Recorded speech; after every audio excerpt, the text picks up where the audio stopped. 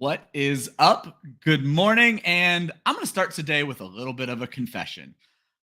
I watched almost no football yesterday. On any given week, I am great with the 1 o'clock games. They get my full focus.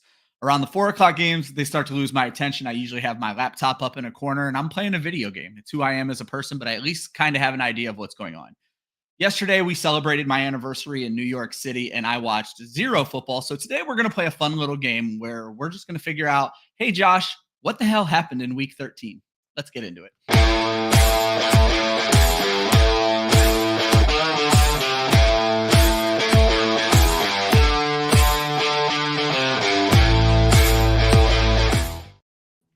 Good morning and welcome to Monday's Hangxiety, Club Fantasy's weekly recap show where myself, Ryan Weisse, and Joshua Hudson take a look at the week 13 action and let you know when to panic and when to chill the fuck out.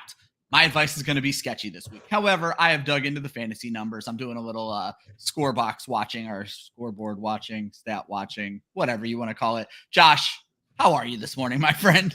Sad, depressed. Well, aside from dealing with what feels like a sickness coming over me.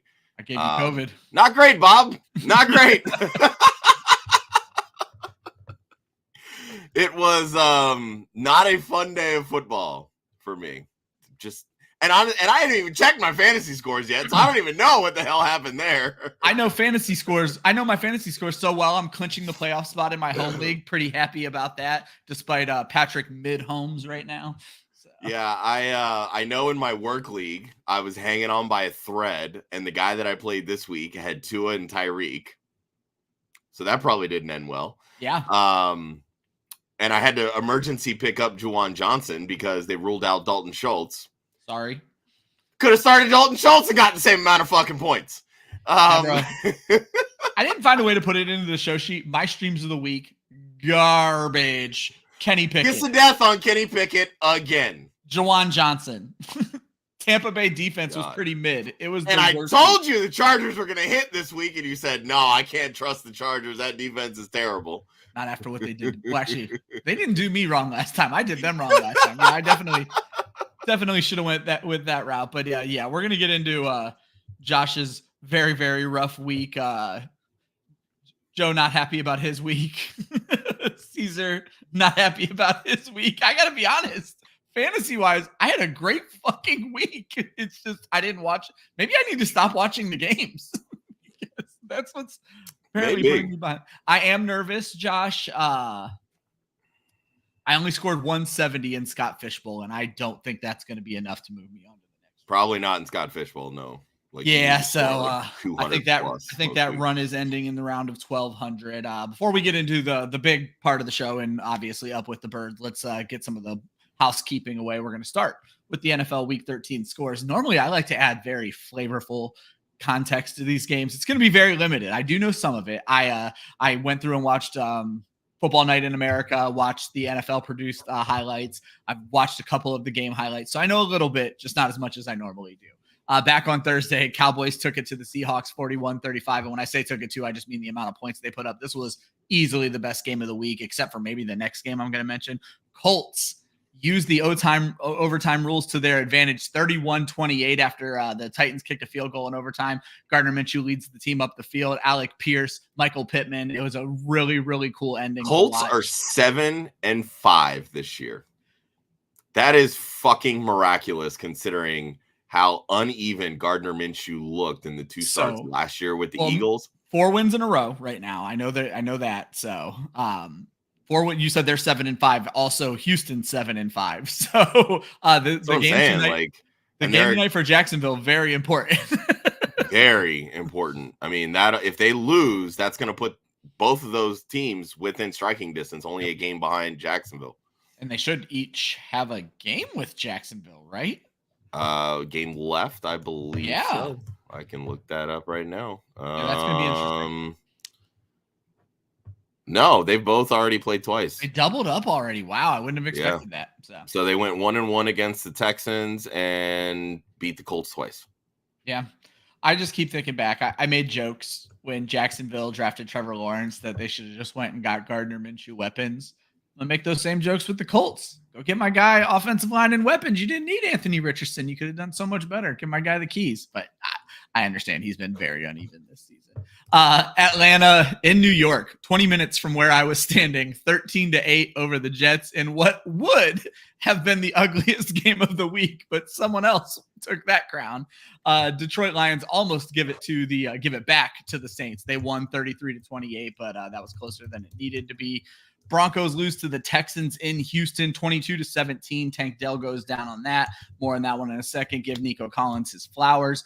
Worst game of football of the week. Worst game of football of the year. Both head coaches should be fired today. Neither one will be. Chargers win 6-0. No touchdown scored. Josh, I heard a guy put a $50 bet on no touchdowns scored on this game, plus 2,200. He won $1,100 on no touchdowns being scored in that terrible, terrible game. Kudos to that person for having the foresight to make that level of a bet. Arizona stuns the Steelers in Pittsburgh 24-10 after what we saw from the Cardinals against the Rams. I certainly didn't see this one coming. Kenny Pickett goes down in this game. The game everybody saw coming. Dolphins stick it to the Commanders 45-15. Speaking of a coach who still has a job, why does Ron Rivera still have a job? Seriously. Was listening to some local radio today. I think it was a Giants radio station talking about where does Belichick ended up, and they think they have it down to the Commanders or the Chargers, and they're like, couldn't really be two different scenarios for him to. I was going to say Washington would make a lot of sense. A new owner that comes in wants to make a splash. Yeah, they have some added draft capital from the trades of Young and Sweat. I mean, you're not going to give up a first, obviously, if they're sitting right now in the top 5, but they'll have a high second, potentially 2 high seconds, because they have the Bears first or second round pick as well. So, I mean, you could definitely see a scenario where they make a move to get Belichick and let him kind of come in. But I feel like then you're starting at the same place you supposedly started when you brought in Rivera, because you're bringing in another defensive minded guy who's not creative offensively in an offensive-minded league now. And that's why I think he needs to go to the Chargers. It makes sense for him. Who doesn't want to retire in Los Angeles? He needs to go there where they have an established I don't think Belichick has that, like, SoCal mindset. Let's be honest here. That's very He's the guy that would go retire in a fucking igloo in Alaska and just be miserable. And just be done with, like, which is still on the table of possibilities. Yeah. Tampa Bay sneaks by the Panthers 21-18. Better game than I thought that would be. Worse game than I thought. The 49ers 42, the Eagles 19. More on that later. Rams stick it to the Browns and Joe Flacco 36-19. And then the Packers break my heart as a de facto Chiefs fan, because I have Mahomes and Kelsey on so many fantasy teams. 27-19 for a surging Packers team. Christian Watson was a bright star that did not burn very long. And that was another one that I forgot to put in the injury notes. Okay, so as we get to the injury notes, the unnecessary shot of Rumpelminch, you know you're waking up in pain tomorrow morning. Thursday, Zach Charbonnet, bruised knee. They're obviously already dealing with a Kenneth Walker injury there. Rhamondre Stevenson, sprained ankle. Josh has in the notes likely out 14. I actually heard 1 to 3 weeks on this one, so don't expect Rhamondre for any of your playoff run. Not that you were really counting on him. Heartbreaking. Tank Dell, ankle, fractured fibula, done for the season. So Tank Dell, like I said, what a season he'd put together. Nico Collins. Can we just say really quick, how fucking dumb are the Texans for putting a 165-pound wide receiver on a down block at the end zone on a running play? What the fuck are you doing? The man is a stick. He should be far away from the formation or not even on that particular play. So it's interesting you bring this up, because I was listening to Matthew Berry maybe last week's Football Night in America, where they brought up how they are using Tank Dell in 50-50 jump balls as well as this very small wide receiver. And it's like, they're just not using him correctly. Now, I'm going to throw another comparison out. Actually, I'm going to save it for when we talk about Nico Collins later. But I'm seeing a lot of things I like from Nico Collins. I do need to get Joel up on the screen. Packers fan, he's been suffering through it. He's been busting me and Josh's balls for shitting on Aaron Jones for weeks at this point. I mean, we've been upsetting Joe very often. I'm not burying the lead, Joel. They were the last game of the night. I read them in the order that Google presents them. Okay, buddy. But congrats and to you. If you really want to say burying the lead is the graphic, which comes up next. So yeah. Kenny Pickett, Josh wonderfully added to the notes. My kiss of death by naming him my stream of the week. Dealing with an ankle, sidelined a few weeks. It's going to be Mitch Trubisky there. Never forget our wonderful Thursday game. That is going to be Mitch Trubisky versus the greatest guest in club fantasy history, TBD, because nobody knows who the fuck is going to be the starting quarterbacks for the Patriots. So that's going to be a fun one. Brian Robinson goes down with a hamstring injury. Derrick Henry leaves the game with a concussion. Derek Carr carted off with his entire body busted, basically. I think it was from a tweet from Ari Merov, and it was like Derek Carr ruled out shoulder, ankle, head. Like, it was a whole list. I'm like, did they usher him out in a fucking body cast? Like, what are we doing here? So stay tuned for details on Derek Carr's funeral. It was not a good game for him. God. Tim Boyle replaced by Trevor Siemian because the Jets. Josh, you just put Amari Cooper here again. I did not. I know he left the game. So. I didn't see what specifically the injury was, and I hadn't seen a note on it, but I know that he left the game, which was why Elijah Moore was so hyper targeted. There you go. Tyler Higbee leaves the game with a thumb. Jalen Hurts takes some time out with a concussion, was able to re-enter the game, and then Christian Watson.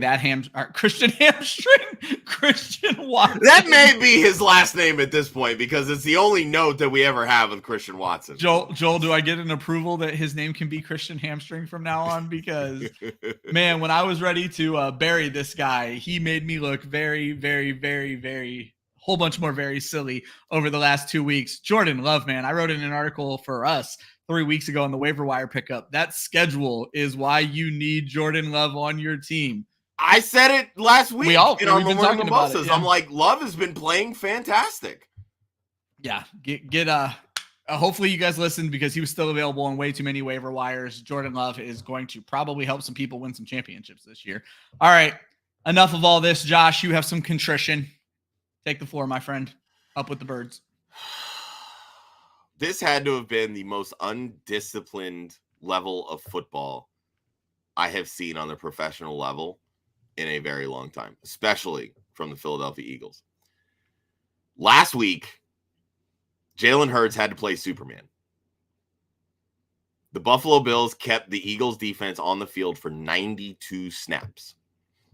And if he doesn't play Superman, they don't win. Problem is, Superman ran into Zod this week. And that's how you know I'm fucked up in the head because I'm a Marvel guy and I just referenced DC. Like, what the fuck is going on here?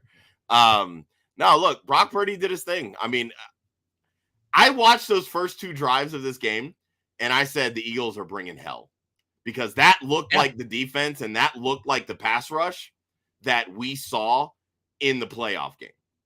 And Brock Purdy looked skittish. And then they came out and they scored the touchdown after the third drive. And I'm like, all right, I mean, this is a good offense. They're going to get theirs. Then they scored again. Then they scored again. Then they scored again and again and again. And I'm like, what did this defense? And I've said this all season, literally all season. This defense has been bend, don't break. They finally broke. Yeah. They could not make tackles.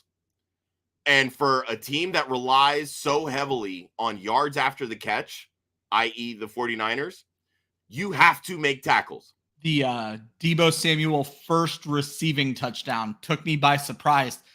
3 Eagles felt like they were in good position to make a tackle on him, and he just managed to get by. Well, he broke the first tackle. That's what it was. The moment he broke the first tackle, it was gone. But there was such a blatantly missed holding call on one of the 49ers defenders. Like, he literally had Reed Blankenship like thrown sideways, arms wrapped around him, and like it was so bad.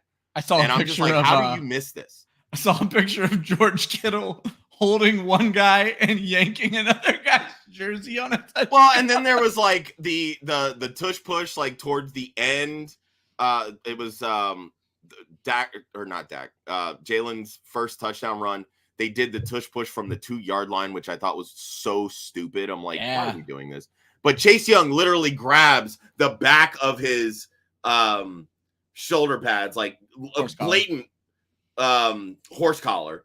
Like, really? It's like little things like that. Like, and I don't want to sit here and blame the refs. I'd say 42-19. There's a lot more than the refs. There was a lot more issues than a couple missed calls here and there. And I don't like, and this was my big issue with the Niners last year, because everybody was like, oh, if we had this, oh, if we had that, it was what if. I could sit here and make 1,000 excuses. This was our third game in 13 days, which really felt like 4, considering how many snaps we had to play against Buffalo. This was the San Francisco 49ers' first game in 10 days. Like, they had all the rest in the world heading into this game. We were exhausted.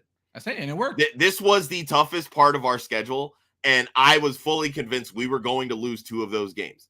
We've lost 1. We play Dallas next week. That's probably the second loss. Like, this is basically going the same way that I thought it would. But what upsets me so much about this game was just how undisciplined this team was. Like, they came out and they looked lackluster. They looked like they were exhausted, which, again, third game in 13 days. I get it. I'd be pretty fucking exhausted too. Like, yeah. But I get tired doing 3 shows in a week. Yeah, right. The problem, though, with this offense, there is no sense of urgency. None whatsoever. This team is built like a ground and pound football team, and they can't play defense. They can stop the run, which is great, but their back end, they're not making plays right now. Bradbury had an interception in 2 weeks ago, or I guess really 8 days ago, but didn't show up this way. Darius Slay looks like a shell of what he was last year, and he was fantastic last year. Safeties, a lot of turnover because we lost both our starters last year. Still haven't figured it out. Blankenship knows how to make tackles. That's really about it. Yeah, Kevin Byard still figuring out his way to get into this system. Linebacking core ravaged. Nakobe Dean's on IR. Clearly, we miss Zach Cunningham. Please, God, go get Shaq Leonard, Howie Roseman. Please, we need a fucking linebacker. Shocking. Shaq Leonard did not sign with Dallas or Philadelphia last week. Well, he said he wanted to take some time. We'll probably get an announcement in the next couple days. Same thing with Zach Ertz. But, like, there's holes there. Like, the pressure kind of sort of there. But what San Francisco does so well is they do these pick and pop plays where they get rid of the ball so quickly that helps neutralize the pass rush. On the flip side, our offense does not do that. And Jalen Hurts was under pressure a lot of the night. They did give up 3 sacks. A lot of those came up the middle, which is how I said you would get pressure on this team, is up the middle, not on the edges. Chase Young, Nick Bosa, 0 sacks in this game. That's what I said was going to happen. But outside of that, like, they hit us in the mouth, plain and simple. Yeah. Hopefully this is the wake-up call that this team needed. Has to be. Like, you can't keep relying on Jalen Hurts to bail you out. The defense has to play their part. They did not this game, and that's why we lost. Plain and simple. There you go. Before we move on, let's get Joe up on the screen here. Talk about his Monday miracle. He's down 43 points. Trevor Lawrence, Travis Etienne, Jamar Chase, and Brandon McManus all going tonight. But other guy has Christian Kirk and the Jacksonville D. How are we feeling about this, Josh? So T-Law, I think, could drop 20 pretty easily. I was going to say, I like Trevor Lawrence a lot this week. Chase is Chase. Browning, though, has kind of been. I could see Chase and Kirk. I could see Chase and Kirk canceling. Correct. I can see that. So I could see McManus and the Jacksonville D canceling. Yeah. So the real question at that point, it's T-Law and Chase to make up 43 points. No, T-Law and ETN to make up 43 points because we think Chase and Kirk could cancel. So you need ETN to play his ass off, plain and simple. Yeah, I mean the rib injury is definitely concerning. Probably going to see a little bit more Deandre Johnson. It's going to be close, Joe. It's going to be close. Yeah. I think you need a big time T-Law performance, which honestly I think can happen. Bengal secondary has been a little wishy-washy of late. And the great news is every time Chase scores, it's hurting their Jacksonville D on top of that. Correct. So good thing there. Jim Lord Israel, haven't seen you in a while. Welcome back. Dak to the moon. Dude is playing fantastic football right now. Since his week 7 bye, QB1 in the NFL by 30 2 fantasy points. That is crazy. And interestingly enough, when I was doing the research for that, I accidentally included the week 7 bye, even with a week off, still the QB1 in the NFL. So he has played his ass off. Cannot argue with Dak Prescott to the moon right now. And Joe, whoops, wrong comment, but don't put that on us. We give bad advice. This is on you.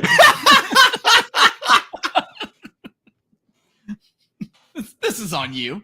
I don't need that. No, I believe it was that question. It was Mostert and ETN. I can't remember who the other running backs were, but Swift. Well, Swift sucked, which we'll get to in a bit. So there's that. I mean, ETN's going to play better than Swift. I do know that much. I can't remember who the other one was, though. I don't remember who the other one was either. All right, we're getting started. It's the shot of espresso, and this is going to be the running joke of the entire show. Josh, these are the performances that got the juices flowing. What the hell happened? So many things happened. First, let's start with De'Von Achane. We've kind of been waiting for this, right? Again, this is why the segment is what the hell happened. I didn't even realize he was active, and then to go in and see him pop again.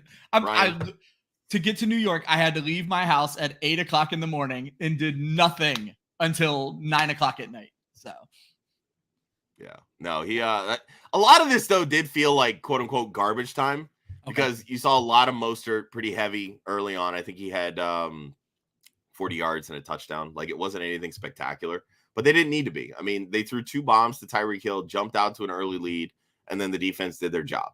So at that point, it was all right. Let's get the rookie in there, make sure he's healthy going forward, etc. I mean, 73 yards, 2 rushing touchdowns, 3 for 30 in the air. That's what we need to see as fantasy managers. We need to see him healthy because now this gives Mike McDaniel confidence that he can work him in when the game is close. Yeah. And we need that going forward. We need a healthy De'Von Achane going forward. Fantasy needs it too. There are many managers out there who he was doing a lot of work for them and they need him back immediately. So. Yeah. And then next is Matt Stafford. This was a pretty vintage Matthew Stafford performance this week. 279, 3 touchdowns, 28.96 fantasy points. I believe he was top 5 at the quarterback position this week, which, hey, you know what? We'll take it. Not that anybody probably started him, but we'll take it. But I think the more surprising thing about this, he was QB5 on the week in 6-point per passing touchdown. The surprising part of this, it came against the Cleveland Browns. Yeah. Who have been an absolutely fantastic defense and a really good pass defense. Where did this come from? I'm guessing just Southern California is not kind to Midwesterners. That's about the only thing I can. Well, and they've dealt with so many injuries as of late. It seems like things were snowballing for the Browns. We're going to talk a little bit about Joe Flacco later, but it just feels like the wheels are falling off of a very well moving bus, and it's just sad to see, if you will. Nah, I mean, I'm not that sad to see it. They gave Deshaun Watson all that money, so fuck. Exactly. So fuck them, But yeah, and Joel points out Browns D beat up back-to-back West Coast trips. If it was back-to-back, what they should have done is found a fucking hotel and stayed out west. Well, they don't have any of that money. They had to give it to Deshaun Watson. Can't be paying for Los Angeles hotels. Touche. And then next, Sam fucking LaPorta. Tight end 1 on the week, set career highs, 9 catches, 140 yards. Throws up a touchdown as well.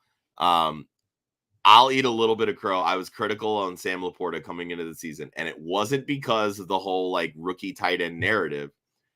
My point was, if this team was so itching to get rid of TJ Hawkinson, why should I believe that they want to incorporate a tight end into this offense? Yeah. Because you paid so much to go get Jameson Williams.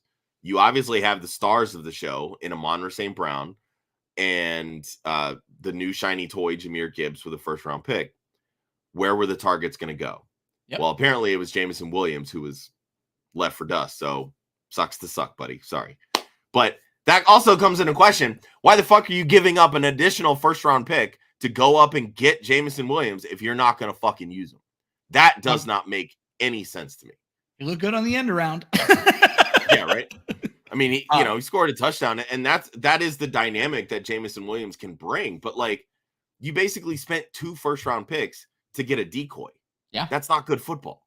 Not at all. At all. Like, I just, it baffles me. But Josh, I think we need to address the elephant in the room, because I know we all gave this advice. Are we LaPorta over Kelce moving forward? I feel like we kind of have to be. You kind of have to be. I mean, Kelce was still top 6 on the week. I mean, granted, didn't have near the upside. I mean, Joe, I wonder if you're in a situation where you're running 2 tight ends. Yeah, Kelce was tight end 5. He scored 12.1 fantasy points. Like, I mean, clearly, like, I'm not going to sit here and say, start Kelce over LaPorta. Like, LaPorta, at this point, offers more upside than Travis Kelce. Travis Kelce is still the tight end 1 in points per game on the fantasy season. 100%. Like, he's just not scoring touchdowns at the high rate that I was going to say. I feel like it's been a long time since we've said this. LaPorta might have the upside on Kelce. Kelce has that floor. So, and I think that's like, that may be your go-to going forward. It's like, if my guys all have bomb-ass matchups, I don't necessarily need the upside that LaPorta can bring, because Kelce still has the highest floor of any tight end. And I don't think that's arguable.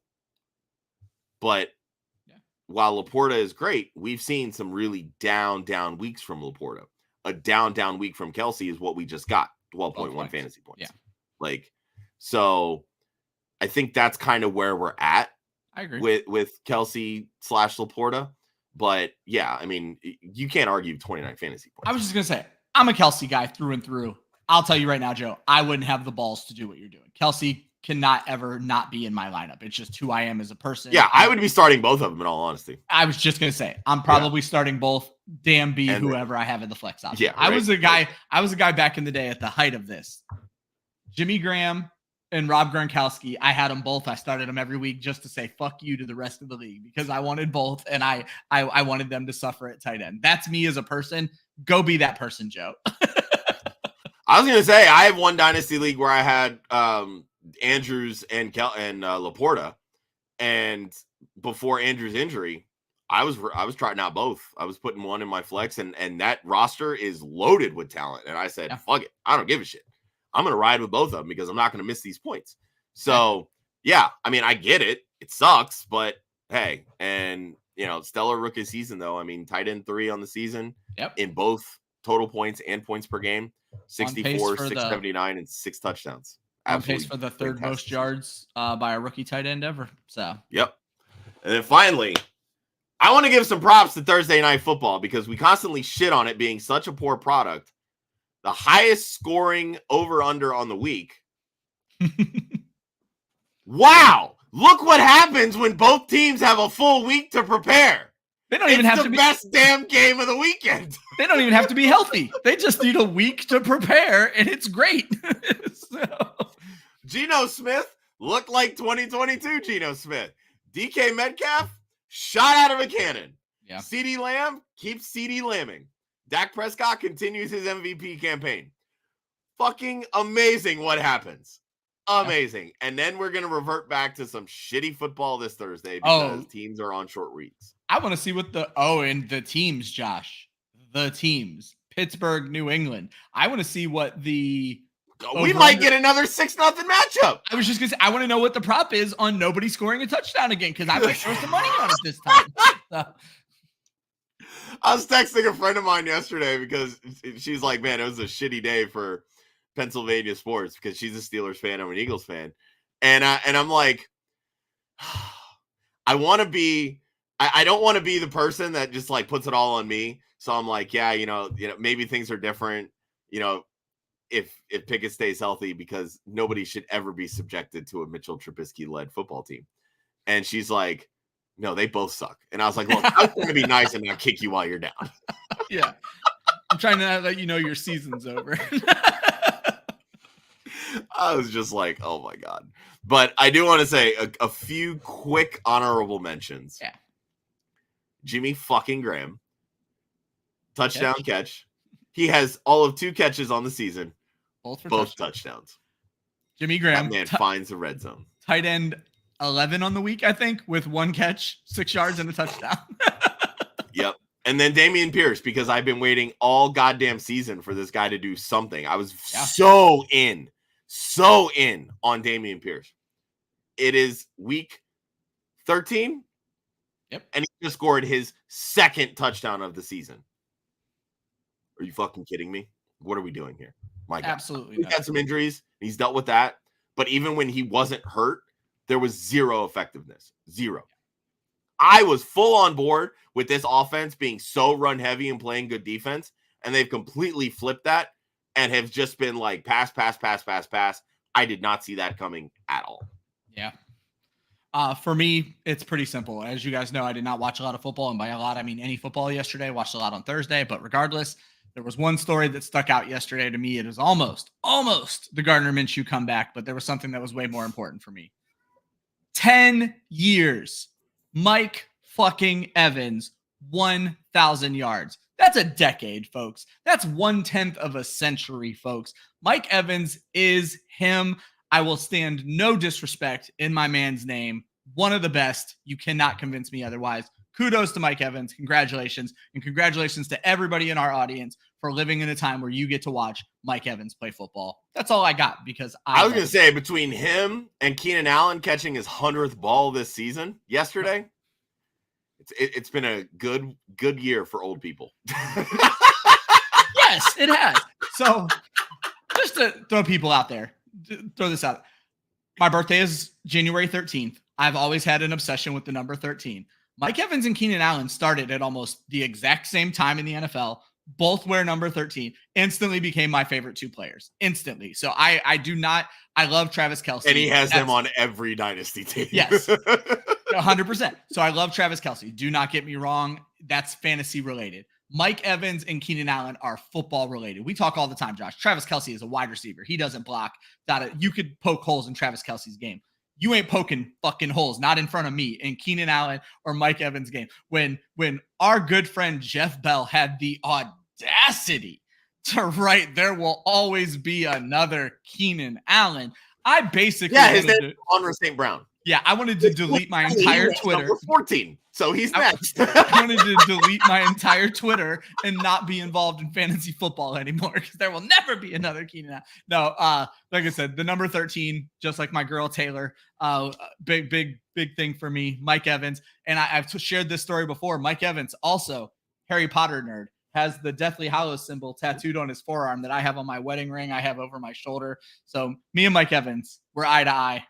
Definitely my favorite NFL player ever, and hilariously. I just love that, like, we were writing him off because we were writing Baker off, and we felt that, we were still trying to give props to Chris Godwin. Can we all finally admit that Chris Godwin was basically made by Tom Brady? Complimentary. Like, I'm not trying to say that Chris Godwin's not a good receiver because I think he is, but I also feel like he's so much better just as a slot guy. Yeah, and I wrote an article. They don't use him that way. I wrote an article earlier in the season that for all of his shortcomings, Baker was actually a better deep ball thrower than Tom Brady was last year, where Baker was bouncing around teams and Tom Brady was at the end of his career. And I said, this is going to benefit Mike Evans. Like, this is what Mike Evans dreams of, because Mike Evans was pulling what he was pulling last year in spite of Tom Brady. And so, yeah, I just didn't think Baker had much left. I agree, but that's where a lot of my projections came from. So yeah. Because I know you gave me a lot of shit because I didn't have Mike Evans slotted for 1,000 receiving yards. Yep. I don't have it in me. I have bets out there on Mike Evans hitting 1,000 yards. They don't pay shit because he's gonna hit 1,000 yards. But no, very big. Is that bet $1 to make $1.25? Yeah, pretty much, exactly. It's probably 10 to make 12.50. But like I said, big Mike Evans guy. You're never gonna hear me say anything negative about Michael Evans. Josh, let's move on to morning mimosas. These are the tingly feeling that something great is on the horizon. You got quite a few players here for us. I do. I'll start with Nico Collins. If anybody watched on Wednesday, I said that he would not be a top 24 wide receiver this week. And a lot of that prediction was Pat Surtain and the Denver pass defense, and defense really as a whole, for the last like 5-6 weeks has been really fucking good. Yeah. And Nico being that bigger wide receiver, that was such a prime matchup for Pat Surtain to say, hey, I'm going to take you off the map.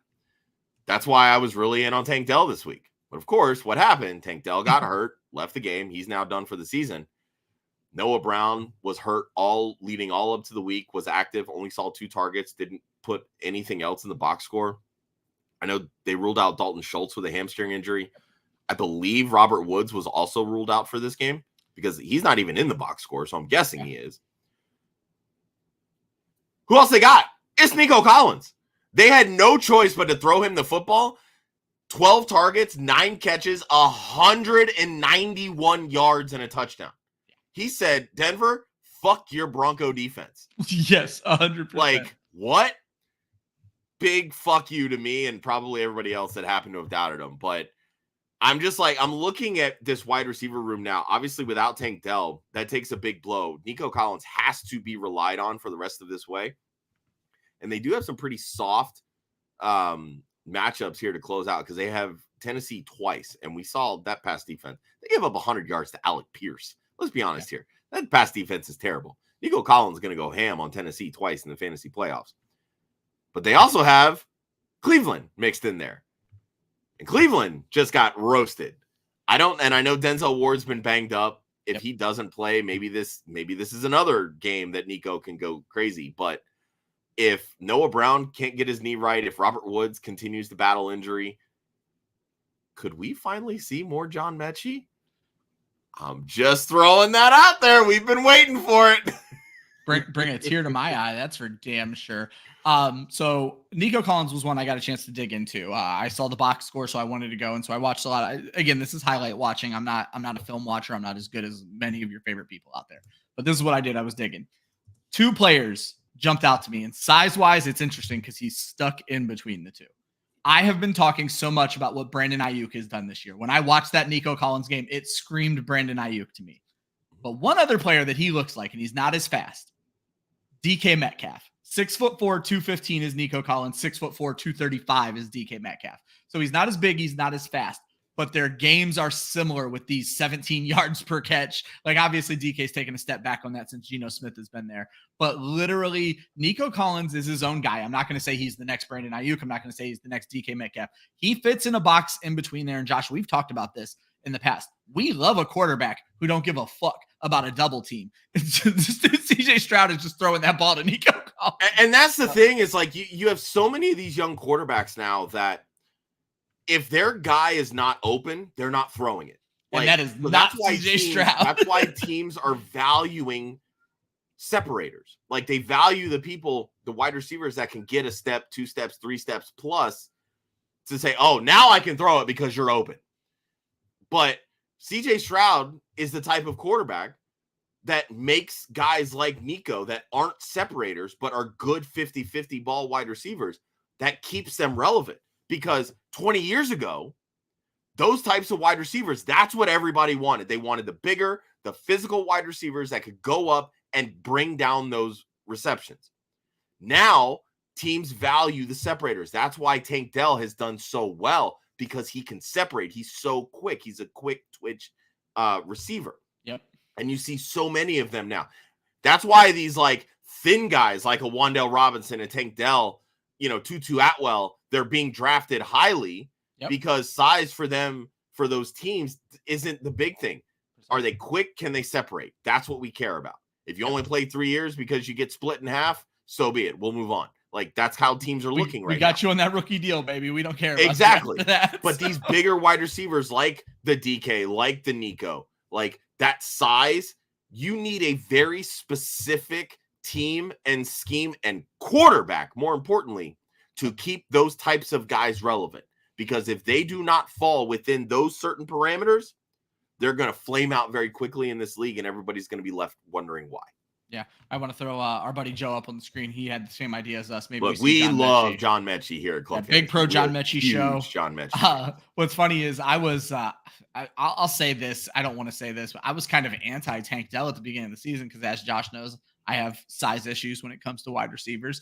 And so I wanted John Mechie to be a thing so bad. I underprojected Tank Dell so terribly because I was giving too much to Mechie, and clearly he's done nothing this season. Joe, I want to bring your scoring up here. very interesting scoring system. A 0 to 9 yard touchdown is a regular touchdown. Doubles for 10 to 12 and triples are for 10 to 39 and triples for anything over 40. A system like that this season favors LaPorta like crazy.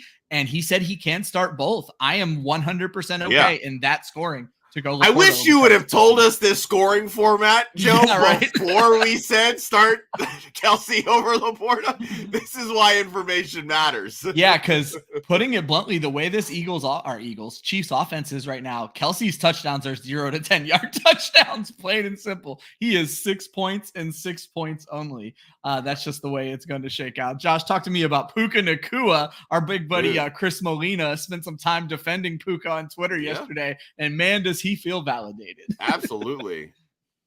Love me some Puka. He's had a little bit of rough stretch. I know part of that was Matt Stafford struggling to stay healthy, get on the field, stay on the field. Part of it was, they're still trying to work in Cooper Kupp, but just get the fucking ball in Puka Nacua's hands, people. Like, he was motoring down the field. You had the big rush attempt on the end around. Yeah. 78-yard bomb. So quick. Yep. Tell me this guy is not the second coming of Robert Woods in this offense. Yes, seriously. But did you get a chance to see that 78-yard bomb? Yeah. Stafford hit that dude in stride like I haven't seen a quarterback hit a player in stride in a very – that man never broke his – like, it looked like a fake play almost because of how quickly he was already moving when he caught the ball. It was awesome. So. Yeah, it was absolutely fantastic. The Rams play the Ravens next week, but here's their playoff schedule. I love me some Puka Nacua. Yeah. Versus Washington, terrible secondary. Versus New Orleans, can't get their head out of their own ass. And at the Giants, salivating. Give me all the Puka Nacua in the playoffs. Yeah, I think it's fair. For me, Josh, this is so weird to bring this man up when we're talking about a tingling feeling for the future. But we got to talk about Joe Flacco. Man, did this scoring box score throw me off a little bit. Joe Flacco, 254 yards and 2 touchdowns in his first game as a Cleveland Brown on a team that he has only been a part of for 8 days, if I am correct. Joe Flacco turns 39 years old in January. But when you look at what the other Browns quarterbacks have done this season, Deshaun Watson had 1,115 yards in 6 games. That's not 200 yards a game, folks. He also threw 7 touchdowns in 6 games. PJ Walker had 674 yards in 6 games. That's barely 100 yards a game. Dorian Thompson-Robinson, 5 games, 429 yards. Joe Flacco in 1 game, 254 yards. He is more than halfway to DTR and only a fourth of the way away from Deshaun Watson in a single game. Plus, he threw 2 touchdowns. If he continues on this pace and gets to play 6 games like every other Browns quarterback, he will be the best Browns quarterback this season. And the Browns, and he's got the biggest arm. He's got the biggest arm. That's the thing. Like, we got so many questions about Amari Cooper when it comes to Joe Flacco, and it's like, I mean, sure, he can get the ball downfield, but there's a reason that he's been sitting on the bench or sitting at home, honestly, for the last 11 weeks, right? Like, he's a statue. He's a statue. He can't move, but he's got the arm and he can throw the football. It's not always the most accurate, though. Yep. And that's precisely what we saw this week. There was a lot of errant throws when he keyed in and he went downfield. The moment that Amari Cooper went down, it was Elijah Moore season. And their connection goes back to the Jets. We got the butt cheek call from the ref that Elijah Moore had 1 butt cheek in the field of play. Like, thank you, Joe Flacco, for that alone. If Amari Cooper misses time, Elijah Moore needs to be everybody's top waiver priority. Hey, Josh helping me write tomorrow's article. I appreciate it. But I did want to point out, he is a statue, and his interception was due to, honestly, Josh, you hit this on the head. 1, he's a statue. I've said that multiple times. He was getting rushed. He cannot evade the rush whatsoever. And then he trusted his arm strength. The arm got hit as he was throwing the ball. It ended up in John Johnson's hands.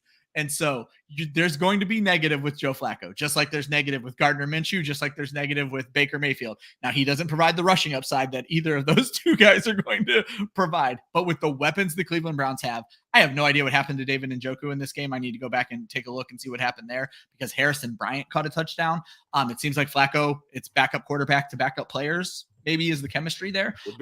Though he's been with the team for 8 days. So I don't know if that's really the chemistry. At the end of the day, though, it's promising for David Njoku. We know how much Joe Flacco loves and trusts tight ends. It goes all the way to Baltimore. So I'm fine. Like, for me, this passing offense, as long as Joe Flacco is starting, it's either Elijah Moore or Amari Cooper and David Njoku. Those are the guys that I trust. And I still don't know how Jerome Ford was a top 12 running back this week and had 9 carries for 19 yards. Yeah. At one point when I looked receiving, he had PPR helped him there. When I looked, he had 4 carries for -8 yards. I don't think he's going to hit the 25-yard prop I was hoping for. So yeah, fuck you, Jerome Ford. Josh, you had one more you forgot to throw in here that you wanted to talk about, which I had it on a different sheet. It's something we've talked about on this show for many weeks. I'm saying, like, we always talk about, like, our threshold for tight ends. We just need 10 PPR points. That's what we want when we're trying to stream, and it has been so difficult to hit those marks of late. Yeah. Right now, there are 12 tight ends that are averaging 10 or more fantasy points. We've talked about Travis Kelce, talked about TJ Hawkinson, Sam LaPorta, 14.3. Andrews obviously done for the season, but he was averaging 13.5. Kittle, 12.8. Fucking Cole Kmet, 11.2. Jake Ferguson, 10.5. Evan Ingram, 10.4. Dalton Schultz, 10.3.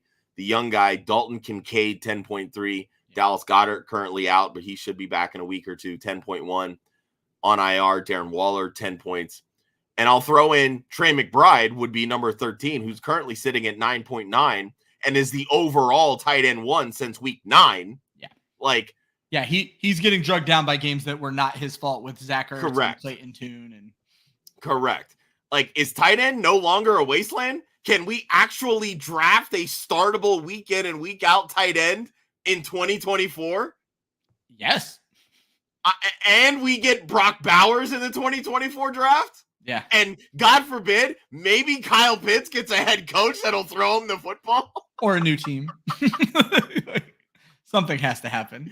Like, we might be sitting in a tight end golden age right now, right? Like, there's a lot of good young tight ends. Who would have ever thought those words would ever pass through anyone's lips? We went from wasteland to golden. I will say, Josh, as someone who writes about tight ends more than any person really should, I have even pulled myself back from calling it the tight end wasteland really lately because it doesn't feel like a wasteland. I feel like there are good options, not Juwan Johnson, on any given week that you can put into your lineup. And so I agree. We certainly should be fighting back against the wasteland. Josh, before we move on, Joe has an interesting question. He needs a replacement for Dell. He's thinking Reed or Zay Flowers. Now, I think we would both agree it needs to be Zay Flowers. Zay Flowers is only out there right now because they were on bye this past week. So I think you go get Zay Flowers. But Josh, I'm going to flip Joe's question a little bit. Amari Cooper is out. Zay Flowers is not an option. Are you going Elijah Moore or Jaden Reed? I'm going Jaden Reed. I'm going to take the guy on the better offense with right now the better quarterback. Jordan Love is on fire. And we've seen Christian Watson miss multiple games with hamstring injuries. And the way that he pulled up after that hamstring injury, it looks like it's going to be a multi-week injury. So that's going to leave ever consistent Romeo Doubs, but unsurprising, and Jaden Reed. And Jaden Reed has played really well. And they're getting him the football in a lot of different ways. They're using him on end arounds and jet sweeps, as well as down in the red zone. And if Jordan Love continues to progress and play the way that he is playing, that's only going to benefit Jaden Reed, especially without Christian Watson in the lineup. So, Josh, I have to ask, if I spoke out of turn here, would you take Reed over Flowers? I would. If Watson's out, okay. I feel like after hearing your impassioned plea I really would. I mean, I love Flowers. Lamar Jackson. Yeah, I love Lamar Jackson, and Flowers is going to continue to see targets, but Lamar's passing hasn't been what it needs to be for fantasy managers to feel great about Zay Flowers. Zay Flowers is being used in such a low ADOT way that there's not near the upside with Flowers that you have with Jade. It kind of goes back to like the Kelsey LaPorta, right? Like Flowers is the floor, Reed is the upside play. But Reed still has a pretty decent floor that it's not going to kill you if you were to chase the upside with Reed versus settling for the floor on Flowers. Yeah, and I mean, we pulled the stat last week where Reed had hit double-digit points for many consecutive weeks, and I got to be honest, I don't know, did he do it again this week? It'll take me 2 seconds. No, it was such a big. Yeah, he only hit 5.6. So, but he had hit consecutive for our double digits for 3 consecutive weeks. I'm not against Jaden Reed. I'm pro Zay Flowers. They're finding ways to get this kid the ball creatively, even when Lamar isn't throwing it to him. Caesar, I saw your comment. Gambling is going to come up in the next segment, so just give me a few seconds on that, and we're going to get to it. We are, of course, talking about the hangover. These are the biggest head scratchers of the week. Josh, what the hell happened? Dude, referees this week, God almighty. And I've seen a couple players that have come out and said, we get fined when we do things that break the rules or that aren't consistent. Where's the accountability for the refs? And I understand that the referees don't make near the type of money that the players do. And they're all old judges and shit. Yeah. But I mean, they're undrafted guys, like a Jaylen Warren, for instance, right? That when he gets fined $40,000, that's like a his money game check. That's a full game check for him because he was an undrafted guy. So if you're just doing a flat rate on these fines and not like a percentage of, what their yearly salary is, which truthfully I think is what should be done, because for some of these players, these fines are chump change. I'm all for it. I really am. I know the argument is, well, it slows down the pace of the game, blah, blah, blah. This isn't baseball. People are going to be so glued in to football. A game can take 5.5 hours and they will not care. I had people sitting at my bar for 5+ hours because they were there literally to watch the Steelers game that was on a delay 3 different times. Yep. I want to read Joe's comment because for those who aren't watching on YouTube, Joe Ortiz says they need to install a review on certain calls. I remember there was a point where you could challenge pass interference for 6 days in the NFL. And yeah, there are certain plays that you should be able to review, right? I think I don't know if pass interference really needs to be one of them, but I think that's why they got rid of it. So yeah, it's just because DBs are so handsy that literally every play could be pass interference by the definition of pass interference, right? There was the blatant one at the very end of the Packers-Chiefs game where the Packers defender draped all over MVS before the ball even got there. Not that MVS would have came down with the football anyway, but it was a clear pass interference, and they swallowed the flag. So he saved a drop. And then you could make the argument on the Hail Mary that there was pass interference on Travis Kelce when he got pushed in the back, which I understand. They tend to let those calls type of play themselves out in Hail Mary situations because it's a Hail Mary. But it's again, where's the consistency? If you're going to call that in the middle of the game, why are you not calling it towards the end of the game when it matters? You know what I mean? So those are instances where we need to be able to, and to Joel's point here with the makeup call and the hit on Mahomes, that those are instances that probably should be reviewed too, because you want to protect quarterbacks. I get that. That was not a late hit. That wasn't an unnecessary roughness. Mahomes was still in bounds when that Packers defender hit him. You want to call that, but then when Jalen Hurts gets hit low in the pocket around his knees, you don't call that, when if that were Tom Brady, that's a foul. It's make up your fucking mind when you want to make these calls. And there's no accountability for these referees at all. We hold the players accountable, but not the referees. It's bullshit. It's 100% bullshit. Don't disagree whatsoever. Josh, Derek Carr. Yeah, why is this guy still a starting quarterback? I mean, that is literally the bullet point. I literally was about to be like, moving on. Like, it is he is playing so bad. He had a QBR of like 36 in this game, which granted probably would have been starting quality in the 6-0 Chargers game. Yeah, but like great. So bad. Like, the Saints fans were literally booing this guy off of the field. Yes. You cannot tell me starting Jameis Winston or, God forbid, Taysom Hill at quarterback makes them any worse. They're in it, sure. At 5-7, they're only a game behind the. Joel disagrees. Says Jameis but like, worse. Jameis isn't that much worse. He's so much more willing to throw the football downfield. He is exciting. I'm going to back up real quick. I don't know the story on this one. What did I miss here? Is this okay? So there was an instance in the Eagles 49ers game. This game was chippy. Okay. There were players that were getting into it.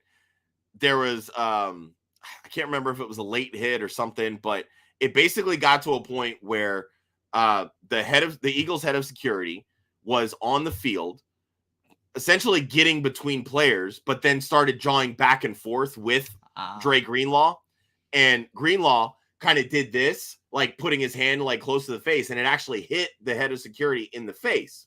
You could argue if it was like, a tickle, it wasn't anything like a haymaker or anything like that, but Greenlaw got ejected, as did the Eagles head of security. Wow.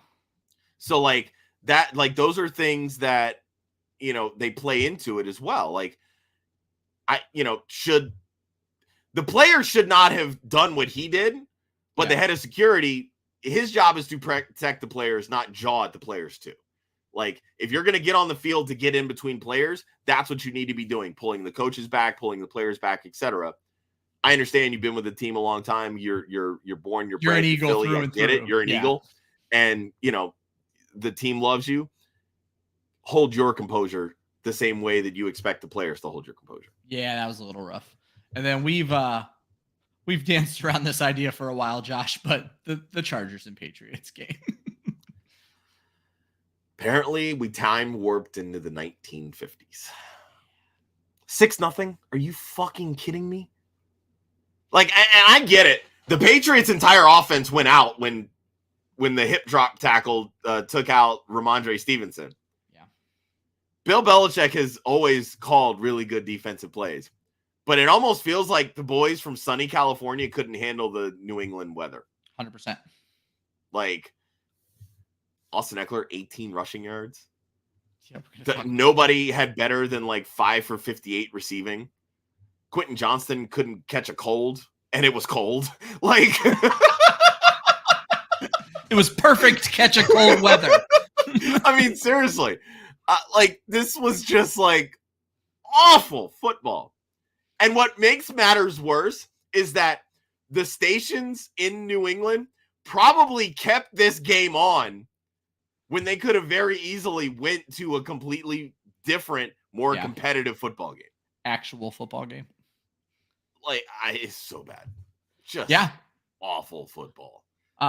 Caesar, I told you I'd get your comment up. So I don't do a lot of sports betting talk on this show. I'm not good at sports betting by any stretch, but I'm going to tell you guys a story that I've been telling the Club Fantasy crew from behind the scenes. So first, Caesar, I'm sorry, buddy. Caesar lost $400 with Njoku, only finishing with 6 targets instead of 8. Everything else he did hit. So my younger brother and my younger brother's started getting more into sports gambling. When I say younger, I want to let you guys know I'm old. I'm about to be 42. My younger brother is 32 years old. So he's starting to get more into sports gambling. And he found this idea online that if you take $10 and find even money bets and just keep doubling it after 10 bets, you'll have $10,000. So we had hit 7 in a row. So we pulled out a little bit of our winnings and we decided for yesterday's 1:00 prop bet, we were going to bet $1,000. That's a lot of money for me. I've never bet that amount of money on anything ever. And so we picked 5 players to hit 25 yards. And the idea here is you find things that are likely to happen, and then you combine a whole bunch of them to get them to even money. And I don't remember all the players off the top of my head right now. 3 of them hit quite easily. Brian Robinson had a good game. Eckler and Josh Downs were the 2 I weren't even worried about going into this bet. So Josh Downs, I'm going to give a pass. Alec Pierce usurped him. I don't know what happened there. I'm not mad at Josh Downs about blowing this bet for me. I am fucking livid at Austin Ekeler right now because, Josh, you mentioned this was 1950s football. In 1950s football, Austin Ekeler he would have run 300 yards in this game. Instead, this guy gets 1.4 yards per carry. And yes, there's the Belichick takes away your best weapon.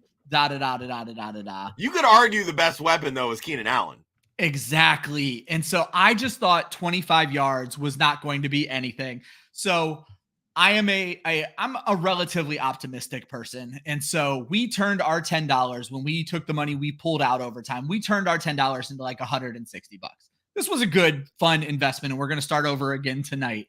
But just to make my first ever $1,000 bet and then lose because Austin Ekeler doesn't know how to run the football. Josh Downs, I still love you. Fuck you, Austin Ekeler.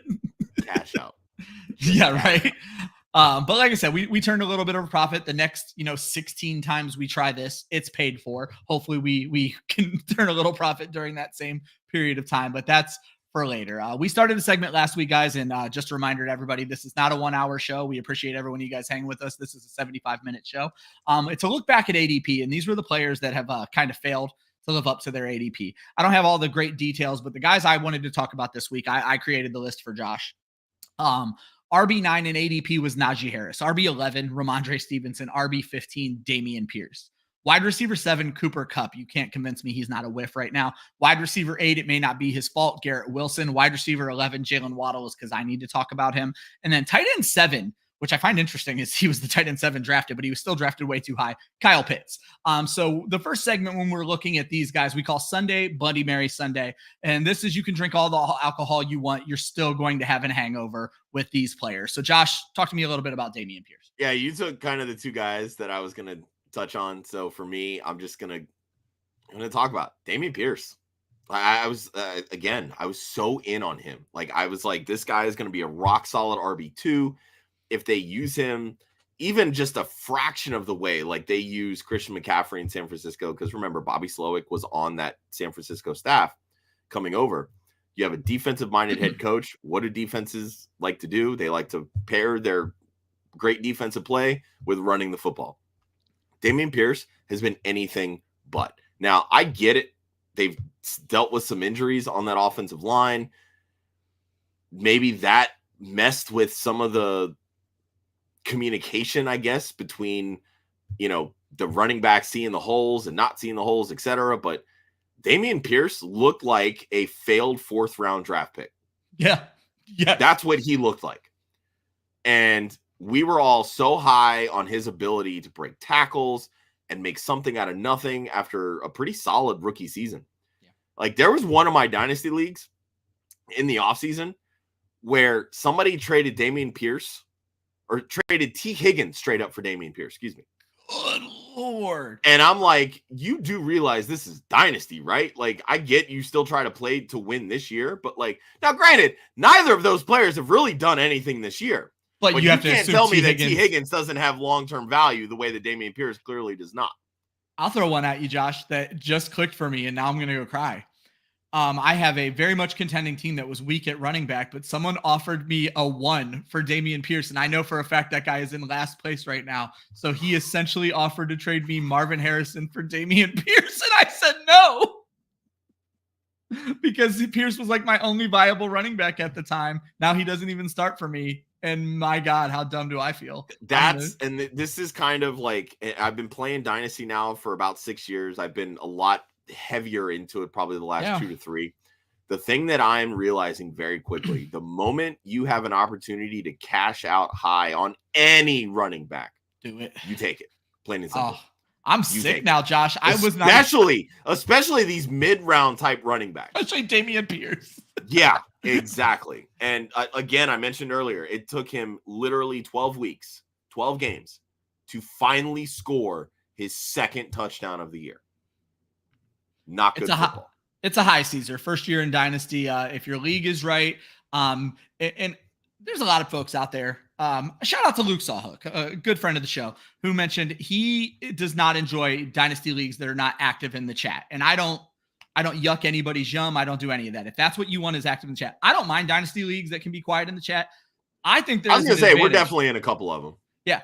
I think there's an advantage, Josh, and I know you're going to agree with me on this, is when you have a quiet dynasty league, if you are the active person who are willing to send trades to everybody, you can do damage in those leagues. And so, Absolutely. Caesar, even if your league gets boring, as long as everybody's paying their league fees, be the active guy in an inactive league, and you're going to have more fun than anybody else when you're fucking a true dynasty winning that thing every 3 years.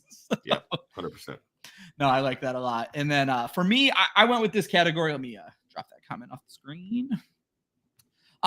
So I went with two guys here who just a couple of things bother me about it. I'm going to start with Jaylen Waddle because I have spent many weeks of this show defending Jaylen Waddle. But when it comes down to brass tacks, Josh is right. My defense of Jaylen Waddle is, yeah, don't you? I needed that after the day that I started with. My defense of Jaylen Waddle has been a cop-out. I've admitted this to Josh behind the scenes. It's a cop-out. I am saying if you accept Jaylen Waddle for what he is, a fantasy wide receiver 2, you're not going to be upset about it. But the long and short is that's not what you drafted Jaylen Waddle to be. And we've said this on this show so many times. Too many wide receivers in the NFL, specifically Nico fucking Collins, Tank Dell. Too many wide receivers in the NFL have given us electrifying seasons to be happy with a very mid Jaylen Waddle. And so a wide receiver 2 with upside is not what you drafted him to be. So for the basis of this segment, Josh is 1,000% right. Be very disappointed in Jaylen Waddle. And I'm going to be honest, with this current offense, there's no reason to think that's going to change. He is who he is. Tyreek is who he is. You're just hoping Tyreek stays true to his word that he's retiring in 2 seasons, and then Jaylen Waddle can take over. Waddle has 2 100-yard games this year and only 3 touchdowns. And then Miami, I wrote this last week, so it's probably worse now. But Miami at one point last week had the 4th worst schedule for wide receivers to end the year. So there's no light at the end of that tunnel. And then the one that gets me, this all started, I do a very small podcast for my home league. It's basically just the league members who watch it. We give each other a hard time. And I noticed someone this week in the fight for a playoff spot was starting Kyle Pitts. And I was just like, what are you doing? Like, this is not how you win fantasy football. And he did have a decent week this week, 10 PPR points. But I'm just bothered by the fact that I went and looked, the ones I have easy access to. ESPN, 45% of teams are still starting Kyle Pitts on a weekly basis. And on Sleeper, 52% of teams. And I feel like the Sleeper one is a little because of Dynasty. Because of Dynasty. It's a very heavy Dynasty format there. Yeah. And so Kyle Pitts is the tight end 14. He is not one of the aforementioned players that Josh just brought up that is approaching 10 fantasy points. He's only at 8 fantasy points per game. Dynasty could obviously throw that off, but there are better players out there. And right now, obviously, you're stuck, but don't expect what you got out of this weird Jets game every single week. Kyle Pitts is not a weekly starter, plain and simple. On the other end of this, I tweeted this yesterday. I said, a devil grows a new horn every time a tight end not named Kyle Pitts for the Falcons scores a touchdown. That's super fucking fair. The other side right after Mecole Pruitt scored a touchdown, by the way. I would say you love Pruitt finding the end zone in the second ugliest game of the year. The other side of this, guys, is the handful of aspirin. These are the players that we obviously whiffed on when it came draft time, but if we buy in now, there may be some redemption. Josh, you were ready to name somebody, but unfortunately it's not. Yeah, I mean, for me, it's Rhamondre because, again, he is their entire offense, but, suffering that ankle injury kind of puts a damper on things, but a slow start, which given the offensive nature or the struggles of the Patriots, he's going to start slow. I get that, but he's finally starting to find a groove because Bill O'Brien's realizing, fuck, I ain't got nobody else on this offense I can trust. Yeah. Zeke Elliott came in after Rhamondre got hurt, played fairly well, which, at this point, Zeke probably has the freshest legs this late in the season that he's had in ever half a decade, probably. Yeah. So, it still sucks because this offense is so bad that the touchdowns were just not going to be there at all for Rhamondre, but you could still count on the pass catching. You could still count on, hopefully 4.2 yards a carry at minimum, but now with this injury, he's probably going to miss at minimum 1 game, potentially 3 games, which now there's no way he's going to pay off his ADP, which honestly was kind of in question to begin with. Yeah. The 2 guys I'm going to go with, who one feels a little bit more likely to pay off his ADP. The other one I just feel deserves a little bit of respect. So I'm going to start with that guy, and that's Garrett Wison. Garrett Wilson has fucking suffered this season, as have the managers who paid up for Garrett Wilson. But the one decent fact when you look at Garrett Wison, his worst target game of the season was week 1 with 5 targets. He has seen 7 or more targets in every single game this season outside of week 1. It hasn't always worked out well. He only has 3 touchdowns. 2 of those 3 were back in week 1 and week 2. But you want a guy who's going to be heavily targeted. We talked about this with Elijah Moore and Tank Dell, or specifically Nico Collins, where you want a quarterback who's going to force feed the guy. He's force feeding Garrett Wison. It's 3 catches for 50 yards. It's not a great week. It's the Jaylen Waddle rule. Just be happy with what you got. But like I said, I feel like he just gets a little redemption just because of the situation. It's not all his fault. That's not what we're looking for here. Well, look, now that Tim Boyle has finally been benched, maybe they end up starting Trevor Siemian, who's not afraid to throw the football. There's light at the end of the tunnel for Garrett Wison. No, I like it. And then the one who I think could now pay off his ADP moving forward is going to be Najee Harris, just because it is a new offense. With Mitch Trubisky, they're not going to try to throw the ball. And when you look at Najee Harris's last, 5 games, 16 carries against Tennessee, 69 yards and a touchdown. 16 carries against Green Bay, 82 yards and a touchdown.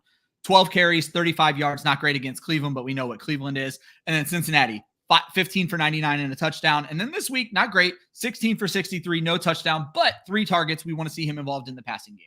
For what you're hoping to get out of Najee Harris to end this season, I think he could actually pay off at his ADP, because I think there's a scenario as the weather starts to break, Pittsburgh is just going to run the hell out of this football, and Najee Harris could be a 8 to 15 running back. I'm not going to put him in the top 8. But you know what, though? I'm actually really surprised that Najee's ADP even got to RB9. I was a little shocked myself. The way that so many people were down on him, you would think he would have been like RB25. Yeah. Yeah. So bad.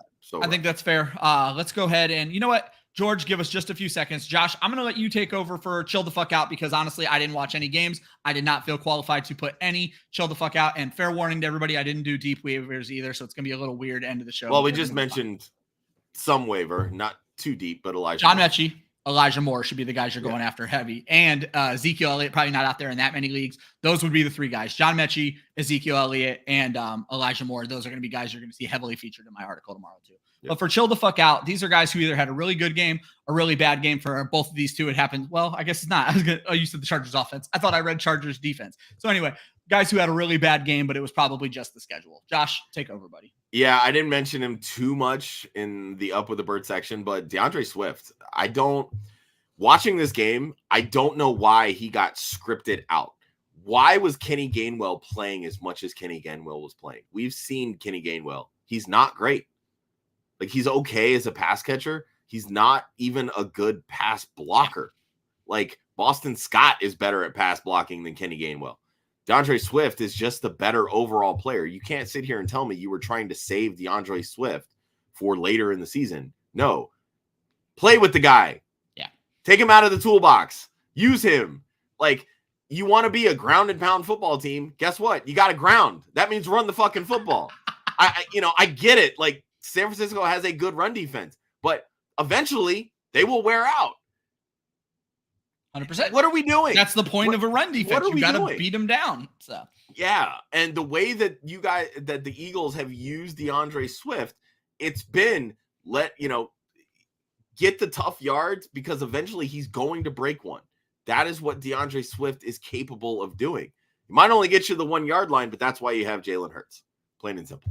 Like, just chill out a little bit. I know the touchdown upside is clearly limited because of the aforementioned Jalen Hurts, but DeAndre Swift is still so multifaceted. You can use him in a lot of different ways, but it's going to be tough sledding. We still have 2 more tough games on the schedule against Dallas this week.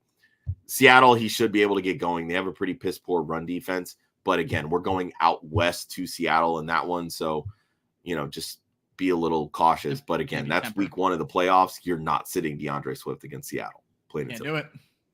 But that Chargers offense. Yeah. Seriously, 6 points. Come on. Justin Herbert, you're better than that. You're better than that. Come on, dude. Like, it's not good. But yeah, I mean, Keenan Allen only 5 for 58. Definitely not what you love. But again, there was nothing going right for this team at all. It's not Keenan Allen's fault. Truthfully, I don't even think it's Justin Herbert's fault. I just think Brandon Staley, Kellen Moore, the Kellen Moore experiment clearly has not gone well. I don't know why you sit down, you bring in a guy that you think is some offensive mastermind who can just kind of like pick and do whatever he wants.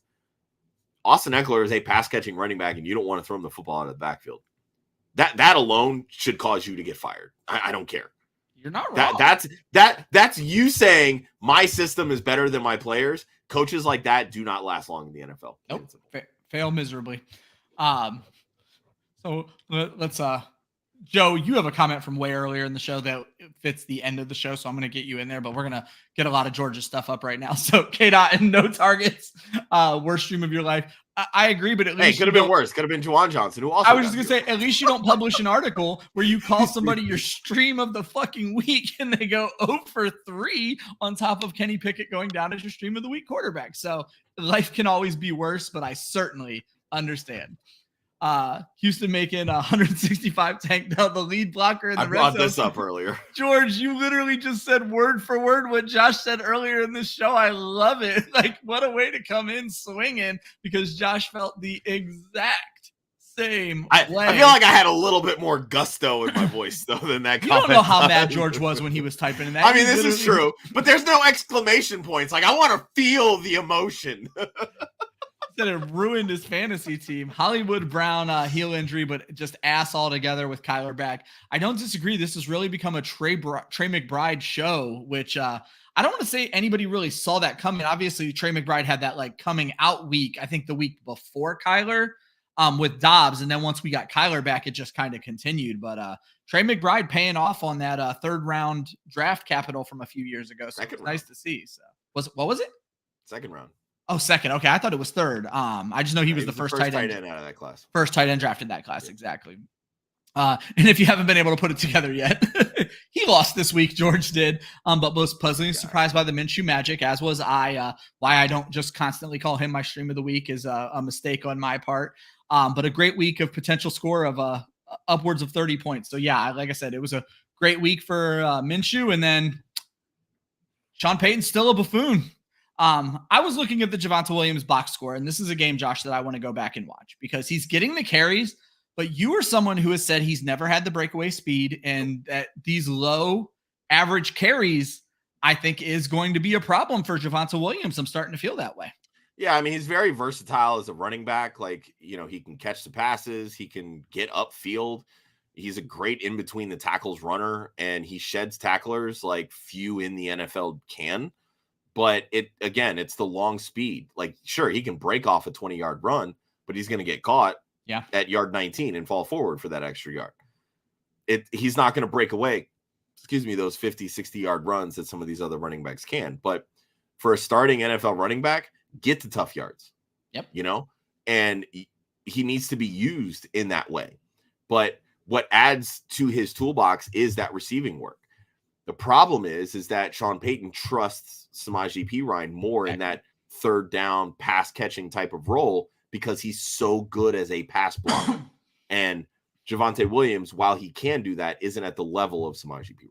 Payton just seems way more comfortable using his wide receivers than he does his running backs this year. I mean, Cortland Sutton to the fucking moon, baby. What a season for Cortland Sutton, plain and simple. Great. Josh, touchdown. We got the Monday night game. We do have a Monday night miracle request. Well, we talked about the request earlier, but he has an interesting lineup question. Well, let's start with it's the Bengals at the Jaguars. The Jags are favored by 9.5 points. The over-under on this game is 39.5. Josh, we actually both were very right about the under last week, but I got the Chicago call where you thought Minnesota could pull it out. I don't think either one of us expected it to be what is now the third worst game of the year after the games we saw this week. But before I get your prediction, should Joe risk James Cook to grab Dearness Johnson right now to have him as a substitute for Travis Etienne? I think Etienne is playing, so I don't think this move makes sense. If there was any inkling Etienne wasn't playing, maybe, but I think he's playing, and so I wouldn't want to risk James Cook like that. Yeah, I mean, if this were like best ball, and you run the risk where, if Etienne goes down and then Dearness Johnson pops off and you have Dearness Johnson, then, best ball kind of flips that mid-game for you anyway. Then sure, I would be a lot more willing to risk it. But with season long, you can't, because if there's literally no guarantee that you can get James Cook back, which there probably isn't. Yeah, unless you somehow know you have first waiver priority. Yeah, exactly. Like, you can't make that switch in game. Everything that's come out, Travis Etienne's going to play. Of course, all it takes is one shot to re-aggravate that. It's a rib injury, so it's all about comfortability at that point. But I mean, you're not gonna start Dearness Johnson over a playing Travis Etienne. So no, I would not. If Etienne were to break his rib tonight, so everything is first come, first serve, he says. So he could just straight up get Cook back again tomorrow.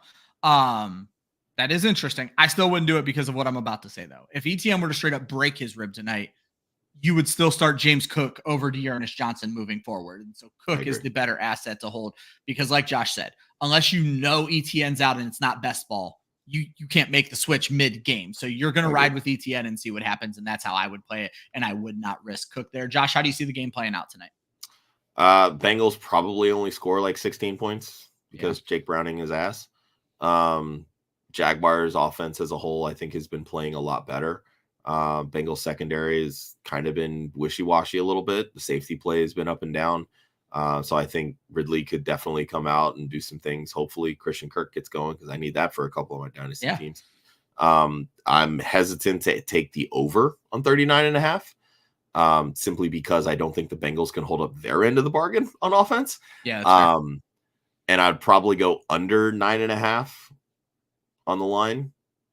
That feels really high. I'm going super risky. I'm calling the score 30-14. I'm taking the over, and I'm giving the points. I think it's Jacksonville and the points. And Josh, I think your miracles are going to happen. I think this is going to be a big Kirk Ridley night. And just to let everybody know, I told you the game I'm playing with my brother, our 4 picks for tonight at 25 yards. All we do is we stay at the lowest possible prop. I have Ridley over 25. I have Kirk over 25. I have Ingram over 25. I have Jamar Chase over 25. That bet right now on FanDuel plays plus 113. We got $10 on it. We're going to see what happens there. Folks, thank you guys for tuning in. I always say this show sucks if you guys don't tune in. It's our longest show, but me and Josh have such a good time doing it. We appreciate each and every one of you. I know everybody who's watching right now is probably subscribed on YouTube. Joe does not like our Kirk. I forgot about his bet earlier. Sorry. But I'm sure each of you have already subscribed on YouTube, but if you haven't, click that little button. It truly means the world to us. Follow Club Fantasy. We're going to be dropping content for you all week. For Josh, I'm Ryan. Have a wonderful Monday. I hope your miracles come true. We'll see you guys next week.